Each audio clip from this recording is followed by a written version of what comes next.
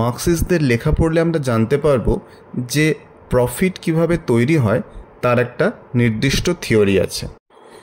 এই থিওরিটাকে মার্কসিস্টরা বলছেন surplus value আর প্রফিটের থিওরি।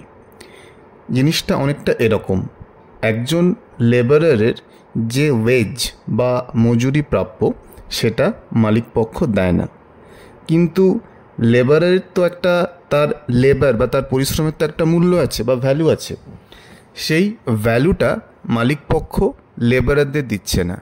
এবং এই যে এক্সেস ভ্যালু, এটাকে বলা হচ্ছে সারপ্লাস ভ্যালু, বাংলায় উদ্বৃত্ত।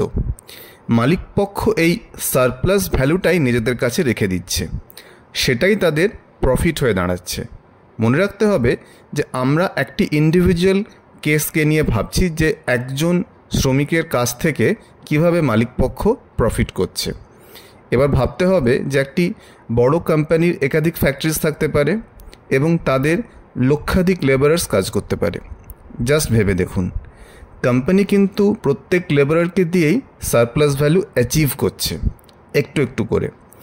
লক্ষ লক্ষ লেবারার্সদের সারপ্লাস ভ্যালুটা অ্যাড করেই কিন্তু তাদের প্রফিট হচ্ছে।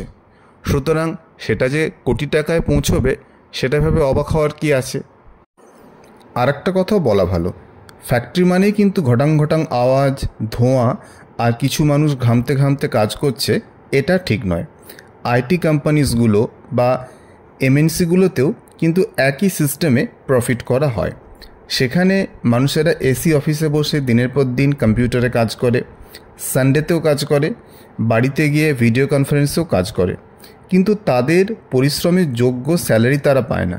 সুতরাং সেটিং চেঞ্জ হচ্ছে, কিন্তু সারপ্লাস ভ্যালুতে প্রফিটের থিওরিটা বদলাচ্ছে না। তাই হয়তো এখন সাইবার কুলি কথাটা এত পপুলার হয়ে উঠছে।